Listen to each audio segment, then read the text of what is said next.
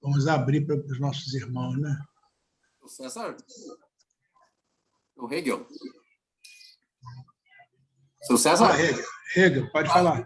Pegando aquela sua ideia que o senhor terminou no final, a questão da mente, do pensamento, né? Isso é uma coisa que me chama bastante atenção, porque, às vezes, por exemplo, a relação entre pensamento, mente, espírito, essa é uma relação, às vezes, que às vezes a gente tangencia, mas não chega a pegar na essência, né? Como é que se dá bem essa relação mesmo, né? E às vezes eu fico pensando também aquela passagenzinha da consciência, que tem no livro dos Espíritos, que diz que consciência é o pensamento íntimo. Aí eu fico, tá, mas o que é esse pensamento íntimo, né? Como é que se dá essa relação entre esse pensamento íntimo, mente e espírito? Se vocês podiam me ajudar nesse ponto. Vamos lá. Para a ciência material, tem o pessoal da neurociência tem sempre o seguinte: eles não sabem quando o cérebro cria a mente, né? Por exemplo, a ciência material, a neurociência reconhece a mente, só que ela não sabe exatamente o que ela é. E uma das linhas de pensamento, até o Antônio Damasio, que é um português radicado nos Estados Unidos, que sempre coloca: ninguém sabe quando o cérebro cria a mente. A doutrina espírita aqui nos mostra que tem um equívoco disso, né? Exato. Não é o cérebro que cria a mente, é a mente que vai criar o cérebro, né? Sendo a mente, no fundo, o cérebro perispiritual, né? Se a gente seguir aquele modelo que deu o André Luiz como a nossa hipótese de trabalho, que para cada célula material há uma contracélula perispiritual, então a gente tem um cérebro perispiritual, né? Esse cérebro perispiritual é ele o responsável pela mente, né? É interessante o paralelo. Aí você vê que tem uns caras que reencarnaram aqui que me assustam. Um deles é o Platão. Se você pega o Platão 250 anos antes de Cristo e ele dá a ideia do mito da caverna, que você não enxerga a realidade como ela é, mas sim que você vê as sombras daquilo que está fora da caverna, você pensa assim: que inteligência foi essa? Que se você troca o mundo lá fora pelo mundo espiritual, que, como dizem os espíritos, é um mundo real, né? Eu gosto de usar o termo mundo objetivo para tudo aquilo que a gente observa. E mundo real é o real mesmo, inclusive o da parte espiritual. Então, o nosso mundo objetivo é apenas uma projeção daquilo que a gente vê na realidade espiritual, é uma sombra, né? Então, a gente vê como devia ter sido grande Platão. Não é à toa que, na abertura do Evangelho, o próprio Kardec faz homenagem a Sócrates e a Platão como precursores dos valores crísticos, né? Mas você fica imaginando a percepção, porque o efeito mediúnico, o evento mediúnico, ele é tão velho quanto o homem na Terra, né? Então, eles tinham as suas reuniões mediúnicas similares à sua conversa com seus mentores. Eu fico imaginando o que aconteceu para o Platão conjecturar essa ideia, né? Um outro contemporâneo do Platão, que é o Pitágoras, ele dizia que a gente não percebia a realidade como ela era, porque a harmonia universal, a gente já nascia imerso nessa harmonia. E eu tinha muita dificuldade de entender como é que você podia estar imerso numa coisa sem percebê-la. E eu tenho que tomar muito cuidado daquilo que eu perturbo os espíritos, dizendo que eu não entendo, que eles arranjam um jeito de eu entender, mas nunca muito prazeroso, né? Eu tive uma otite maligna, e aí o meu ouvido apitava, só que depois de um certo tempo eu deixei de ouvir o apito, né? Porque justamente o meu cérebro se doutrinou que aquele apito deriva dos efeitos dessa otite bacteriana, e eu deixei de ouvir aquele zumbido, né? É justamente a mesma ideia, a gente está imerso, só que a gente não enxerga, né? Então, esse é o nosso problema. O nosso método científico ele é intimamente ligado na análise. Só que a análise jamais será síntese. A síntese é plena. O exemplo clássico: eu vou estudar uma flor. Eu jamais estudo a flor no jardim. A primeira coisa que eu faço é recortar a flor e levar para o laboratório. Só que a flor no laboratório, ela está desprovida de um elemento básico, que é o meio que ela está inserida. Tanto que hoje, então, a gente viveu isso ainda mais, que quando apareceu o vírus, eles isolavam o vírus no laboratório e faziam coisas com ele no laboratório que não iam funcionar no mundo, porque tinha que ver o efeito do vírus imerso no ambiente em geral, diferente do ambiente controlado no laboratório, né? Então, a nossa percepção da realidade ela é limitada. A nossa percepção da realidade cria uma crença numa mente que é menor do que a mente de fato é, né? Tanto que a gente faz sempre aquela coisa de tirar paralelos. É o que fato Jesus falou. Ele repara que Jesus sempre usa parábolas, né? Parábola, você está tirando um paralelo para tentar explicar. Então, obrigatoriamente, você já é impreciso. Então, há uma incerteza ali, mas a incerteza faz parte do próprio conhecimento. Falaste que a mente está no cérebro perispiritual, é isso? Não estaria no espírito? Não, mas olha só, esse é que é o problema, essa divisão de como o espírito se reveste de perispírito, a gente ainda não tem a transição entre eles. A gente sabe que o perispírito ele vai indo em camadas, né? Possivelmente o espírito é a essência do perispírito, é ele que a move. Mas a construção dele, como a gente pode conceber, a mente vai estar relacionada muito ao cérebro perispiritual. E esse cérebro, num potencial muito maior do que a gente consegue imaginar. Um exemplo interessante disso. Divaldo, quem contava isso era até o Dr. Jorge André. Divaldo, garoto, foi fazer uma palestra na Federal do Rio Grande do Sul para médicos, né? Chegou lá, estava morrendo de medo, porque viu um monte de gente titulada e tudo, e ele ficou com medo de fazer a palestra. E naquela época tinha um espírito que fazia a prece de abertura dos trabalhos mediúnicos da Mansão do Caminho. E era um espírito de vestes muito simples e tudo.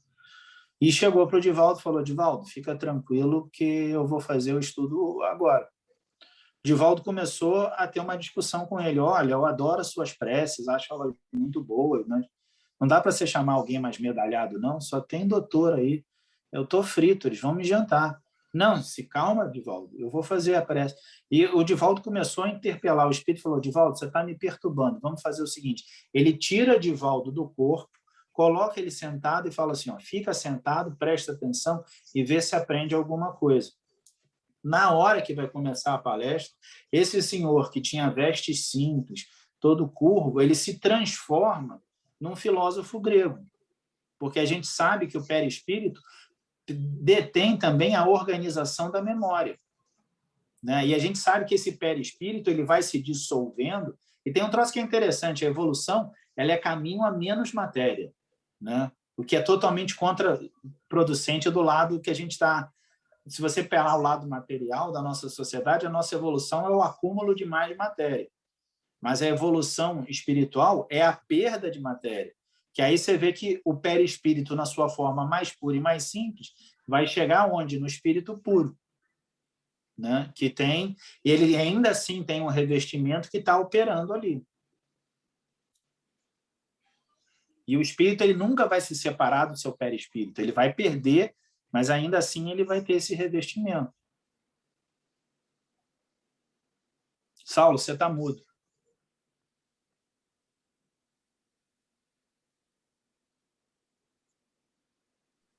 Desculpa. Deixa eu fazer uma observação sobre a questão espírito, perispírito, corpo. Sem entrar em detalhes como aqueles que os espiritualistas orientais gostam de considerar. Porque para nós costuma bastar a ideia de espírito, perispírito, corpo, embora camadas, etc. Eu vivi uma experiência que demonstrou para mim a total independência da mente, considerando-se como mente o poder gerador, intelecto moral que pertence ao espírito.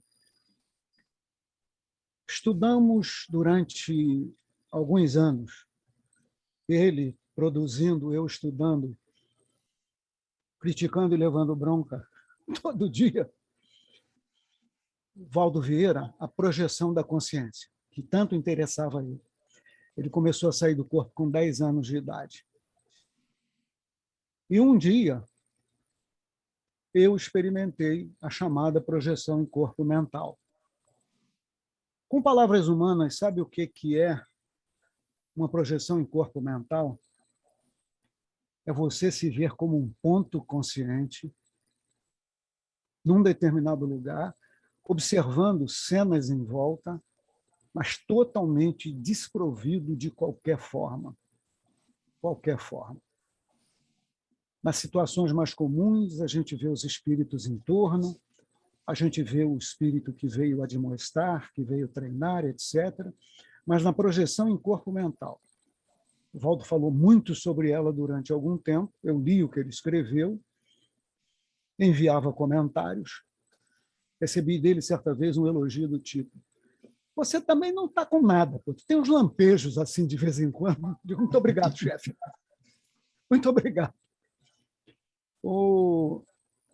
A projeção em corpo mental, ela não tem grandes finalidades para a nossa motivação maior aqui, que é o aperfeiçoamento ético-moral.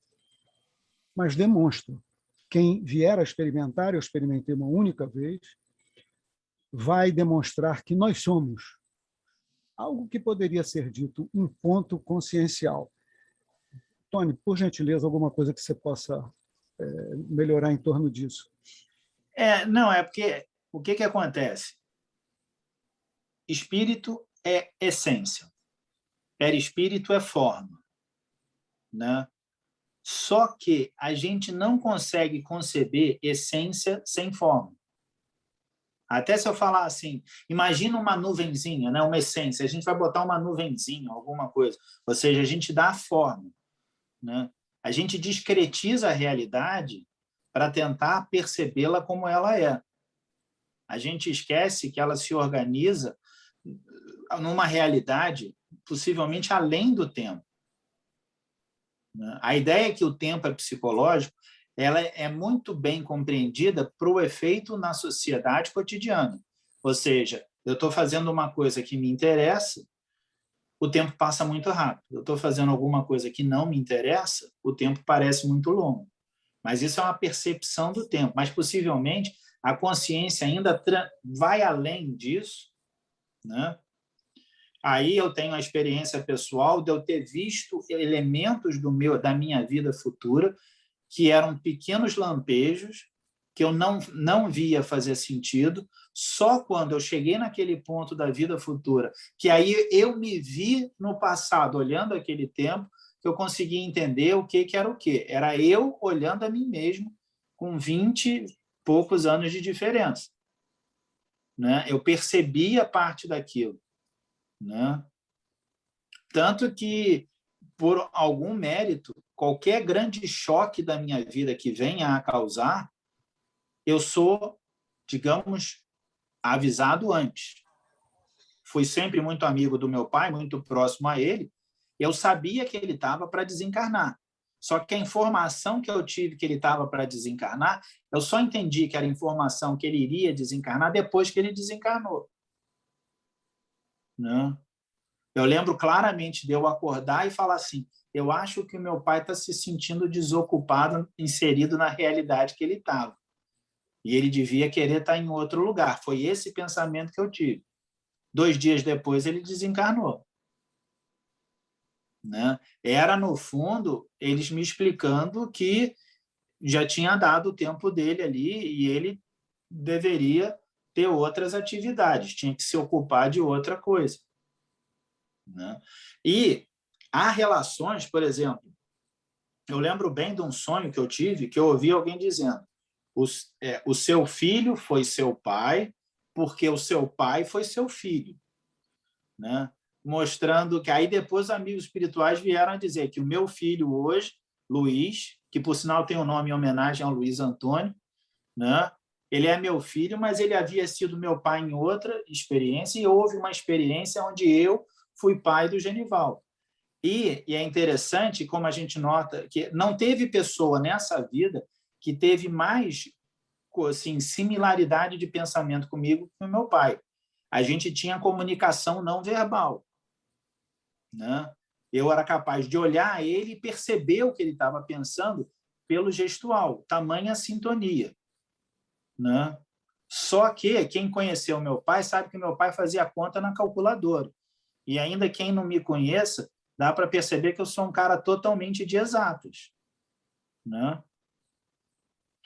Então, a gente nota que até a nossa própria concepção da realidade, que a gente vai dividindo as coisas, né? Aí, eu vejo isso no meu ponto de vista profissional. Eu, como engenheiro, eu vejo que a gente separa engenharia elétrica, engenharia mecânica, engenharia civil, mas a natureza ela demanda da engenharia como um todo.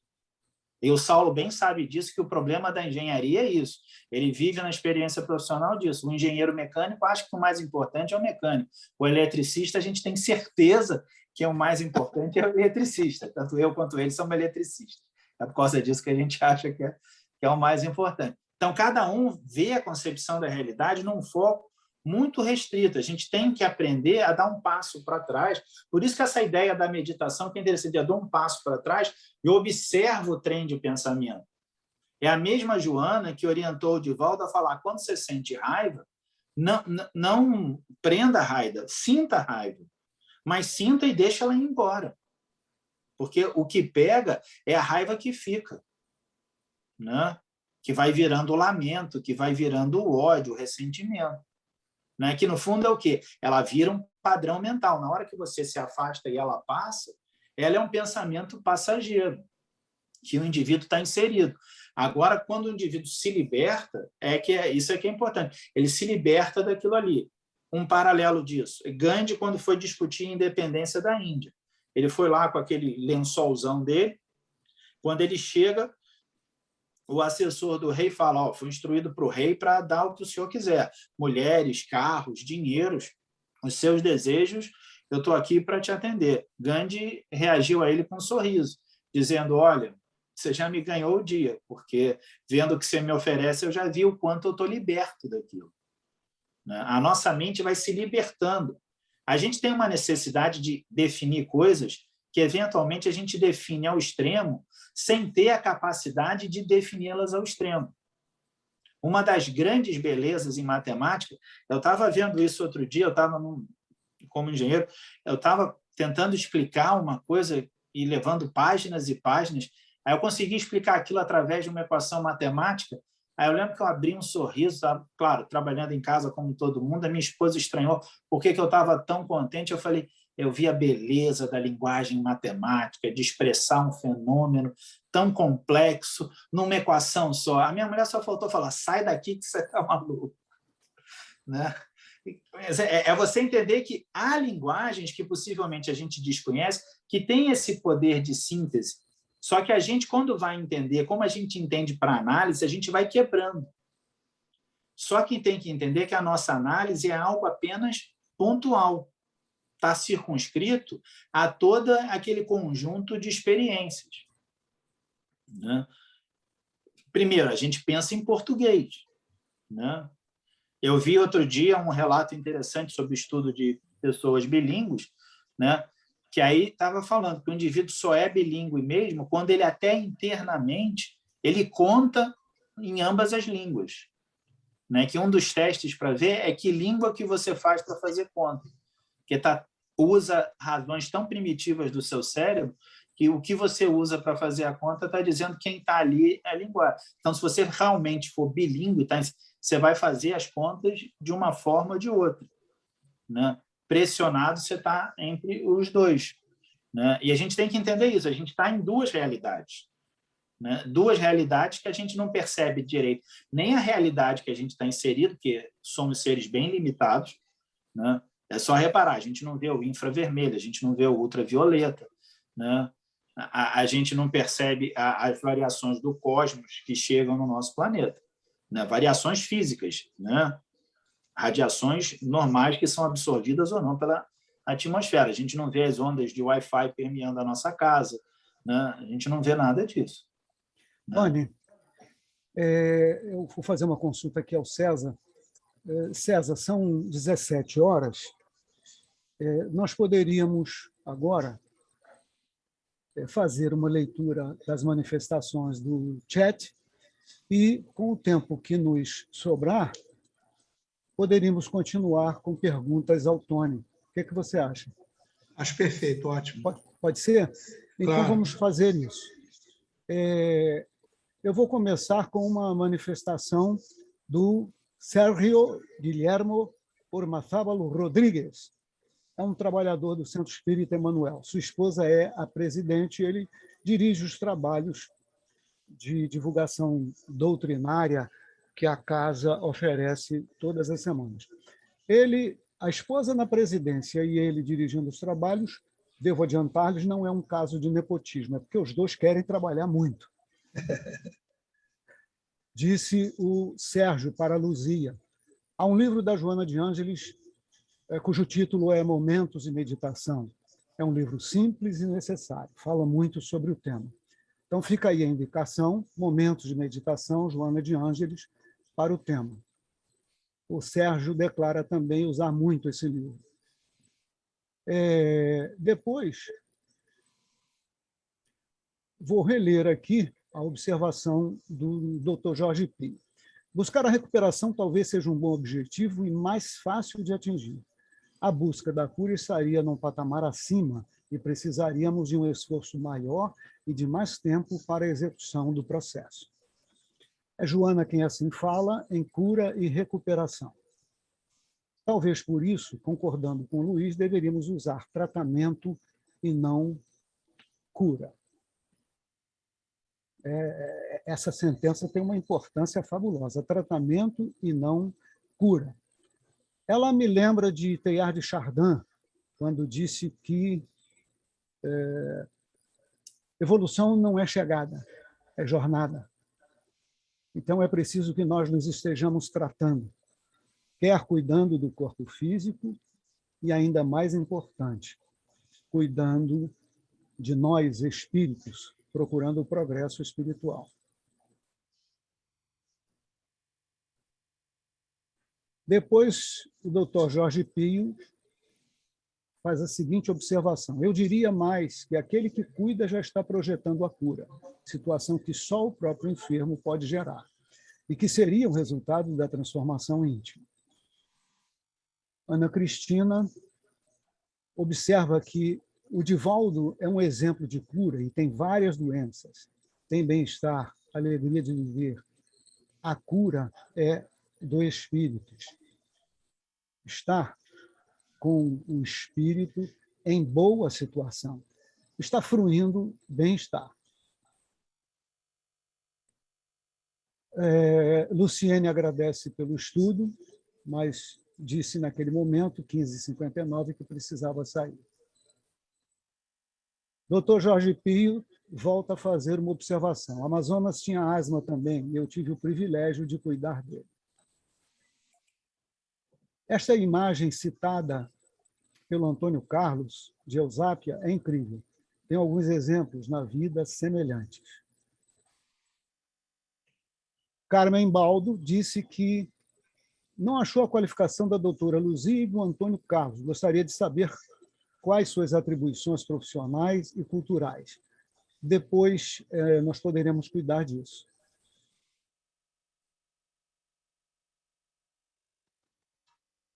Uma observação que eu fiz. O pensamento é fundamental no processo desobsessivo. É a frase do Tony, escrevi aqui, Antônio Carlos Siqueira de Lima, filho de Genival Lima. Gostaria de propor aos colegas todos que prestassem muita atenção nessa sentença. Ela foi dita muito rapidamente. O pensamento é fundamental no processo desobsessivo. É conduzir o pensamento num sentido que faz com que ele se afaste daquele outro. Aquele outro que nos faz mal, que nos coloca no risco de fazer mal aos outros. Repetindo uma última vez, o pensamento é fundamental no processo desobsessivo.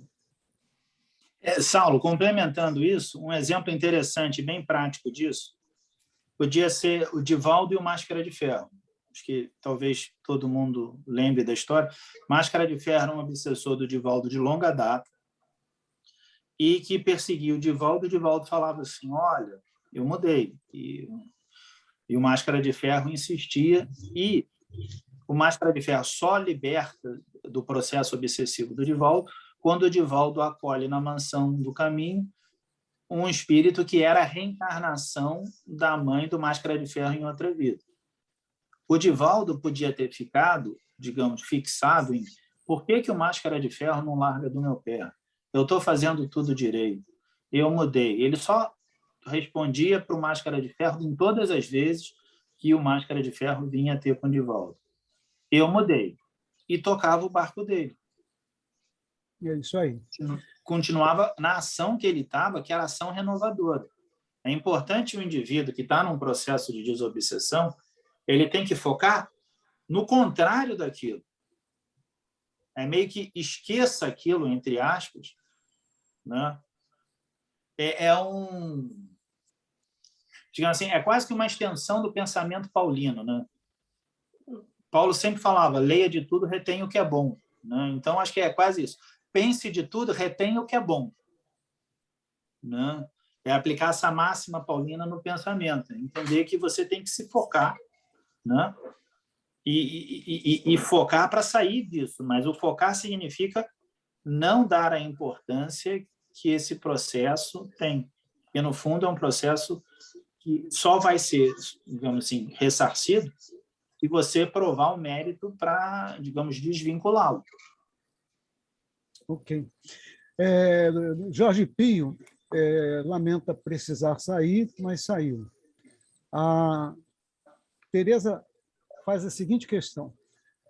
Como você explica, eu não sei exatamente a quem ela dirigiu a pergunta, mas agora vamos depender do socorro do Tony, de qualquer forma.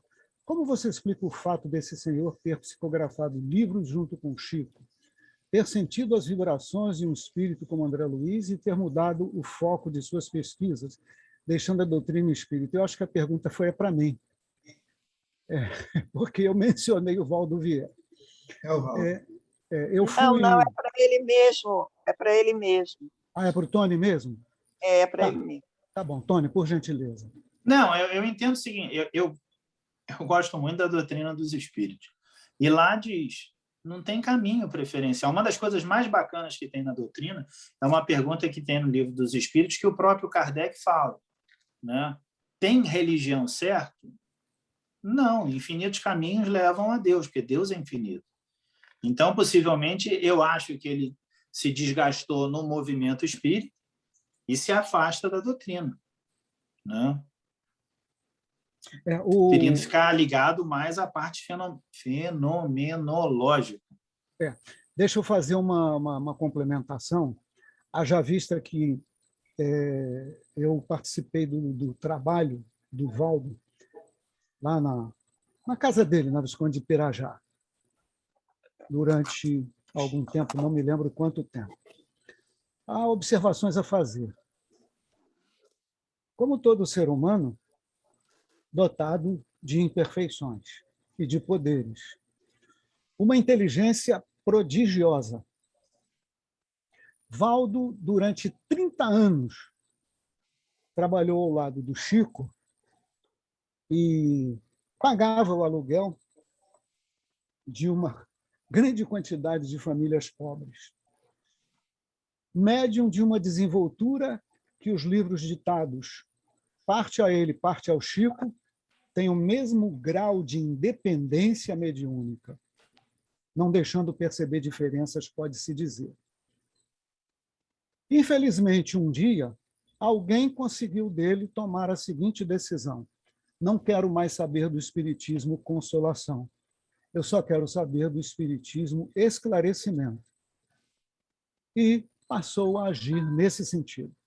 Eu uma vez disse para ele, eu acho, senhor Barbudo, que o senhor faria muito mais no seu trabalho científico se tivesse continuado na Consolação. Foi aí que eu mereci dele a famosa frase: você também não está com nada, tu tem uns lampejos assim, de repente. Falei, tá bom, vamos em frente.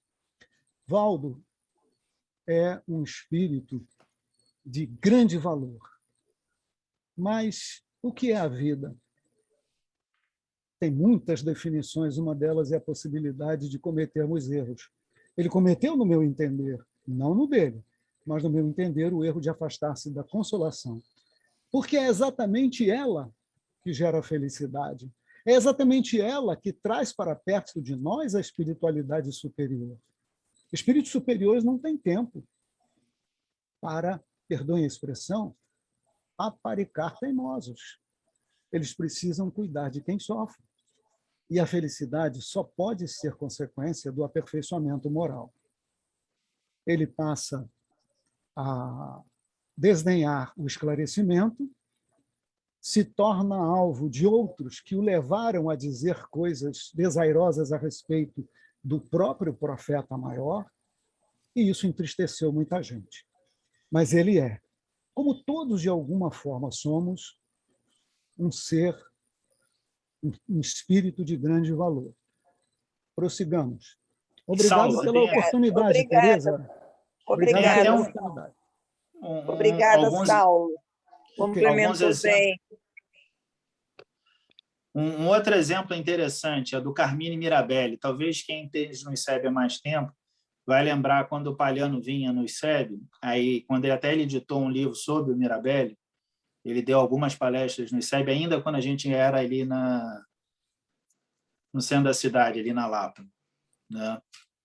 Aí estava falando que o Mirabelli ele cometeu o erro de como ele dava a psicografia de espíritos extremamente intelectuais, ele achou que ele estava par e passo com eles.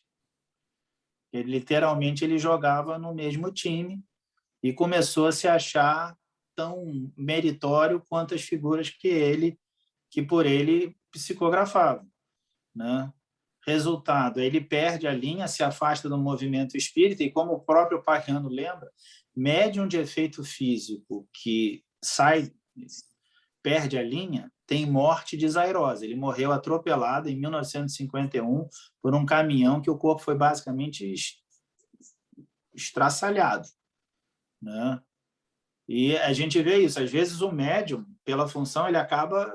A vaidade acontece com todo mundo, né? Todo mundo está sujeito a isso.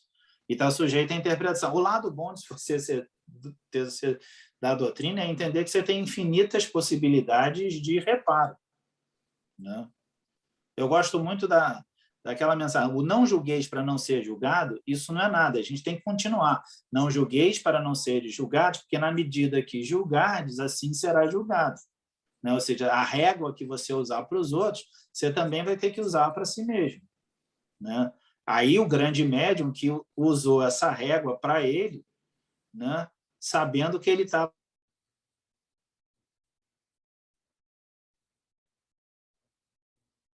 capitaneado dos espíritos imortais de grande monta. Só que aí o outro indivíduo acha, não, eu estou sendo ajudado por eles, quer dizer que eu sou eles. É literalmente, você é o garçom num jantar de chefe de Estado, em algum momento você pensa, não, eu sou chefe de Estado porque eu estou servindo aos chefes de Estado, né? Porque o médium é um serviçal, né?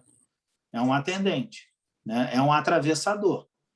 Na linguagem popular, são figuras que a gente não usa para ressaltar ninguém de grande valor. Então, ele tem que entender que ele é só parte do processo, ele não faz parte, ele não é o processo em si.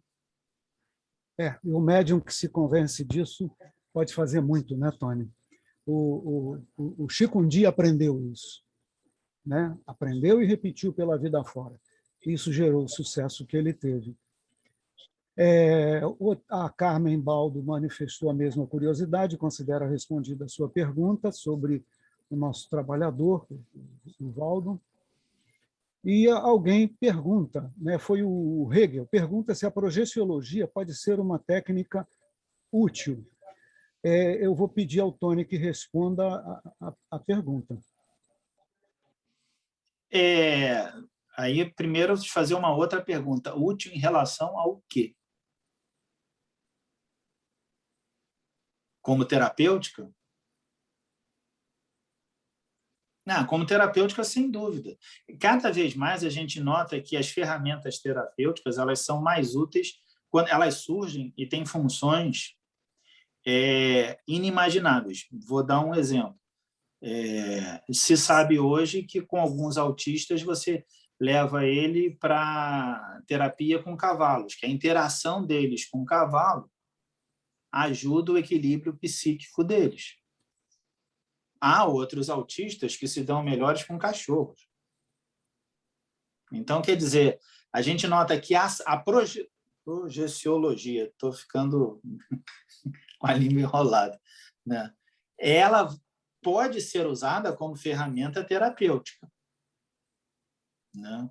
Mas é claro que ela vai ter que ser acompanhada de toda uma orientação do grupo envolvido nisso. O Valdo escreveu, o primeiro livro que ele escreveu sobre projeciologia foi Tratado de Projeciologia. É um livro imenso, dessa grossura. E numa das reuniões de sábado à tarde na casa dele, a hora que a reunião terminou, ele disse assim: olha, eu escrevi esse livro aqui sobre a projeciologia, minha vida como projetor, mas ninguém vai comprar esse negócio mesmo, né? Quem quiser, pega aqui e leia. Eu catei um de pronto e li aquele livro todo e todo mês eu mandava uma carta para ele sobre o que eu havia lido. Vivi experiências do tipo. Ele fala no livro projeções com motivações românticas.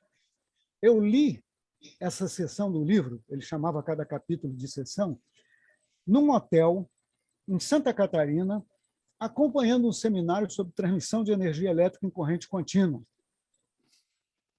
Acordava, quase acordado, por volta de 5 horas da manhã, pura e simplesmente minha esposa entra, beijou meu rosto e se retirou. A minha esposa estava aqui, neste apartamento onde eu estou agora, seu corpo físico. Todo comentário que eu fazia, a espiritualidade trazia uma experiência para tanto. Voltemos, então, à pergunta feita pelo Hegel. Naquele livro, uma das previsões do Valdo é que o médico do futuro, esse futuro ele estimou que é daqui a uns 500 anos. O médico do futuro será um camarada que utilizará recursos mediúnicos especiais para olhar dentro do corpo. E que hoje é o ontem do Valdo, né? Pessoas já faziam isso, examinavam outras pessoas estando fora do corpo, com a possibilidade de detectar enfermidades, ajuizar sobre o tratamento necessário, mas fazendo isso na condição de espírito projetado, sem usar o corpo físico. É uma pergunta muito interessante a do Hegel. A Carmen assevera que considera que sim, que a projeciologia vai ajudar muito o homem. E aqui nós terminamos as perguntas. Nós temos ainda 12 minutos. Se alguém quiser fazer mais alguma pergunta ao Tônio, o Damasceno quer fazer. Abre o microfone, Damasceno.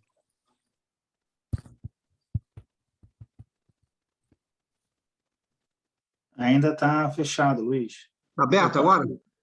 Maravilha. Bom, primeira coisa que eu não quero fazer pergunta. Quero fazer apenas uma reflexão para a gente pensar nos assuntos. Algumas coisas que a gente aprendeu no Instituto, primeiro que não tem professores, não são aulas, não tem doutores, a gente aprende no Instituto. Então, o que o Deolino colocava muito eram exposições, e ele foi vanguardeiro. Todo o Deolino levava a doutrina espírita sempre na vanguarda, de 1957, pelo menos até onde eu assisti, até 1984, quando ele desencarnou.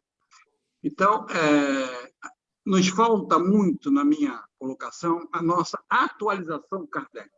Não, a gente precisa se atualizar com Kardec. Não é que a gente vá atualizar Kardec. Primeiro, tem muito sentido o baldismo, o rodenismo, ou outros ismos qualquer que nós queremos dar, que o espiritismo, a gente não pode ficar submetido ao movimento espírita. O movimento espírita é uma coisa, o doutrina espírita é outra. Se o movimento espírita, por exemplo, falir, quer dizer que a doutrina espírita está falindo. A doutrina espírita é uma doutrina de infinita. Agora, a minha reflexão é a seguinte. A minha ignorância é muito grande em relação ao perispírito. Espírito, então, é mais ainda. Então, tem uma questão 540, que até o Jardel gostava muito. Espírito começa primitivo, já está na categoria de espírito, até o arcanjo. Quer dizer, a evolução do espírito. Aí, eu agradeço aí as palavras do nosso Antônio, com relação ao projeto. O homem é um projeto do homem, fadado a dar certo. Ele não vai criar um projeto, não vai dar certo. Ele tem aquele significado, vai dar certo. Agora, o que eu quero colocar assim, para as nossas manifestações, a galáxia, o Via Láctea, é um ponto no universo. Nada é, a gente nem vê, imperceptível durante essa galáxia. Então, quando o espírito, que é uma espécie secretária quando o perispírito, uma espécie secretária do espírito, muda de um mundo ao outro, você tem uma galáxia, ele perde aquela matéria.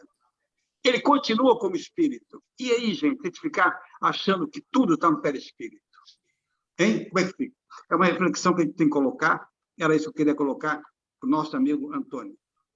Luiz, essa parte do perispírito, ele, no fundo, ele é móvel, né? Ele é maleável, né? Aí a gente pode pensar até em termos de teoria de informação. Ele tem um conjunto de informações que está limitado ao meio, né? Pensem o seguinte, carvão e diamante é o mesmo C4, só que um condensado, né? E é a coisa que é mais cara no planeta. E o outro não vale nada. É exatamente a mesma forma. Então, da mesma forma que a gente encontra essa maleabilidade da matéria terrena, o perispírito, por sua vez, vai ser muito mais maleável. Ele vai se adaptar, e isso tem no Livro dos Espíritos e tem também lá na Gênesis. A Revista Espírita, então, tem aquelas coisas que o pessoal discute de como estão os espíritos vivendo em Júpiter, da casa dos espíritos, das comunicações, que podem ser precisas ou não, né? Mas o fato é que o indivíduo vai se adaptar e a sede é o espírito. O perispírito é só uma espécie de organizador. É aquilo que eu estava falando, essência e forma, né? O perispírito ele serve só para dar uma certa forma à essência que é o espírito. A informação que o perispírito ele pega, ele organiza. É por isso que o indivíduo que vai fazer a palestra do Divaldo, ele se apresenta de um jeito, quando ele vai acessar os conhecimentos intelectivos dele, ele vai e se transporta na figura que exerceu, de fato, essa atividade, né? É tão confuso, eu dou o exemplo do meu pai. Hoje, o meu pai, na pátria espiritual, se apresenta como um senhor de 50 e poucos anos. Já reclamei um monte com ele, porque eu falo, não é possível, eu estou com 50. Você está com 50 e pouco, você é meu pai. Você não pode se apresentar desse jeito. Arranja um jeito de projetar uns cabelos brancos aí a mais, porque ele está quase da minha idade. Toda vez que eu encontro, e quando eu encontro com ele, isso me causa confusão mental. Porque o quê? Eu estou acostumada a ter o meu pai, um senhor muito mais velho que eu. Eu lembro que a primeira vez que eu encontrei, eu fiquei assim, é meu pai, não é meu pai? Né? Porque eu reconhecia a vibração dele, eu reconhecia como Genival, mas aquilo dava uma confusão mental que a presença que estava ali não era o Genival que eu conhecia. Eu levei uns dias processando, aí ele próprio respondeu, fala assim, rapaz, você quer alterar o meu livre-arbítrio, de eu me exercer como eu me sinto mais confortável? Né? Que ele está lá mais confortável como uma pessoa dos 50 e poucos anos. Eu entendo até isso, que eu acho que é o período que ele se sentiu intelectualmente mais ativo, mais maduro, sem já as limitações físicas do corpo mais velho e já com as experiências que ele tinha. Você vê que o indivíduo vai se adaptando e sendo confortável.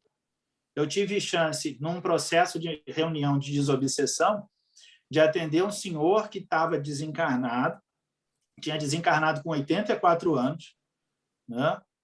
E se apresentava na parte espiritual como criança, porque ele se recolheu à infância, porque era aquilo ali onde ele se sentia mais feliz e seguro. Então, a plasticidade do perispírito, em toda a sua dinâmica, a gente ainda não conhece, ela vai se adaptando. A informação, a sede de informação é o espírito, mas o perispírito é meio como se organizasse, é pensar como algo... O perispírito é uma espécie de barramento da informação. Você tem o computador central, seria o espírito, mas sem esse barramento, para que essa informação saia dele, você não vai conseguir perceber. E a gente, é claro, a gente precisa dessa organização, porque a gente ainda é muito limitado na percepção do fenômeno como ele é, em toda a sua plenitude. Ok. Antônio Carlos, Sim. eu posso fazer uma colocação? Pois não.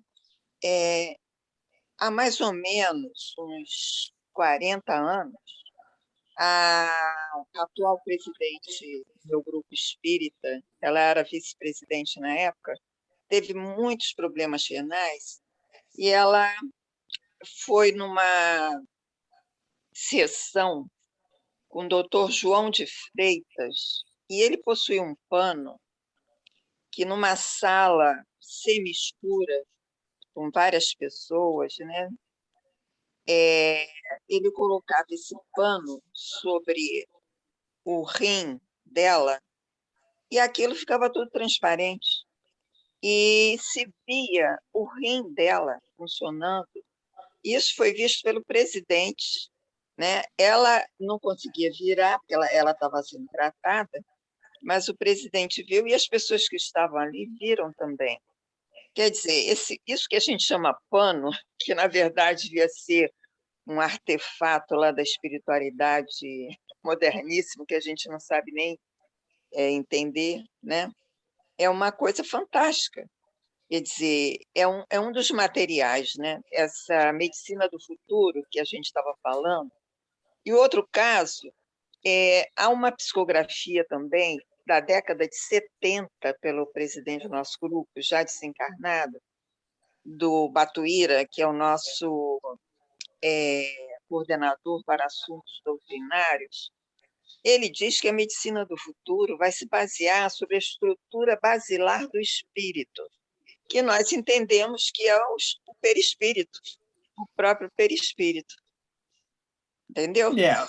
Tereza, você quer uma boa notícia? O Sim. pano já tá materializado. O nome disso é a tomografia. Ah, sim. A gente só não consegue fazer ela tão portátil a ponto de ser um paninho, né? Uhum. Hoje em dia ela é limitada, é um aparelhão grandão, um monte de gente morre de medo, mas na hora que você coloca ali, você vai ver tudo como está funcionando, com todos os detalhes. Uhum. Né? A tomografia computadorizada, ou seja, as coisas vão se realizando. É espetacular eles conseguirem fazer isso E, de novo, aí é tudo campo eletromagnético. Né? Sim. Daí a minha fascinação por eletromagnetismo, que vai durar pelo menos umas 15 encarnações até eu parar de gostar tanto do troço. É por isso que nós somos privilegiados, né, Tony? Né? Vamos lá, gente.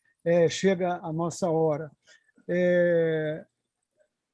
O Damasceno utilizou uma expressão que eu fiz questão de registrar e vou repeti-la por aí.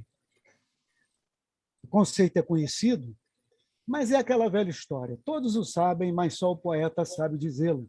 E o poeta é qualquer um de nós que, num determinado momento, diz com rara propriedade, com beleza, etc. E disse o nosso Damasceno hoje. O homem é um projeto do homem fadado a dar certo.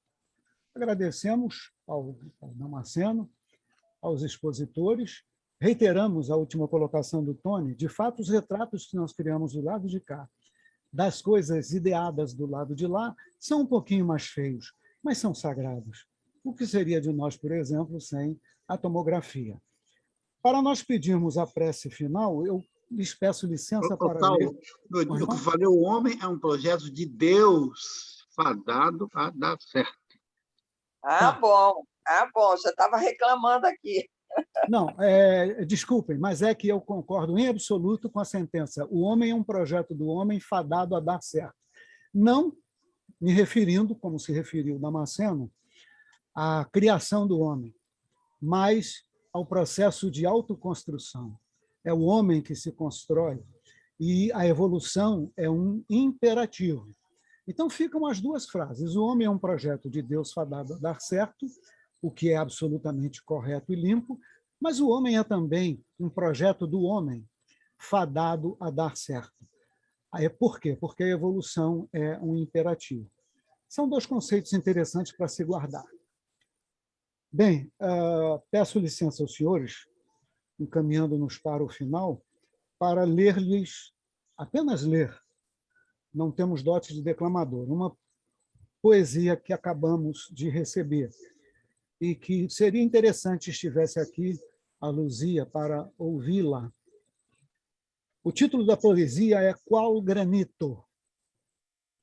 Moro lá ainda, sonhava com Deus e lhe dedicava graças eternas, e multiplicando-se prometeu conjuras perfeitas e sempiternas, mais poderosas que os pensamentos seus, dentro ao claustro das entranhas maternas, ao passado dizer um belo adeus com forças absolutamente internas. Deseja a mórula o infinito, viveres e prazeres inauditos, deseja interno, só para si a luz? Não, é obediência de granito, é multiplicar-se ao finito, contando para sempre com Jesus. Candeia. Muito bom. Passamos 2 minutos já de nosso tempo, gostaríamos de pedir ao companheiro Lula Damasceno para proferir a prece de encerramento.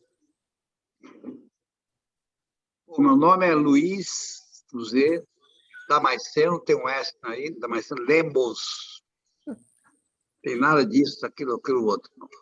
Eu sou realmente muita responsabilidade, e legitimamente eu sou um dos fundadores do Instituto, embora legalmente eu não escrevi meu nome, mas legitimamente eu conheço o Instituto desde do edifício à noite, lá no Praça Mauá. E eu vou fazer a prece de encerramento, então. Perfeito, mas olha só, para os ex-companheiros de trabalho, Lula Damasceno. É claro que eu tenho sorte de não estar na sua frente, que você poderia querer me bater, mas é Lula Damasceno. Por gentileza, não. Lula, a prece. Eu discordo, é Luiz Lemos, Luiz Damasceno Lemos. Recomendação acatada. Recomendação acatada. Luiz Lemos. Não, tem que colocar as coisas como deve vir do lugar, que a terminologia é importante. Perfeito. Agradecemos a Deus mais essa exposição dos nossos irmãos, tanto a Luzia como o Antônio, o Instituto de Cultura Espírita do Brasil, levando a cabo aquele projeto inspirado do nosso querido amigo Diolindo Amorim. Que ele realmente salvaguarde essa doutrina espírita, no sentido que nós, cada vez mais, procuremos nos atualizar com Allan Kardec. Agradecemos por tudo e damos, então, por encerrada a nossa reunião. Graças a Deus. César, deseja fazer alguma observação? É só lembrar que a nossa irmã presidente, né, ela não entrou hoje na atividade conosco porque a internet caiu, ela não conseguiu reposicionar. Ela pediu que se desculpasse aqui, mas é só por isso que ela não está presente. Ok? Muito obrigado. Ok. Fiquemos todos com Deus. Saúde e paz para todos. Muita paz. Obrigado. Obrigado. Muita paz. Muita paz.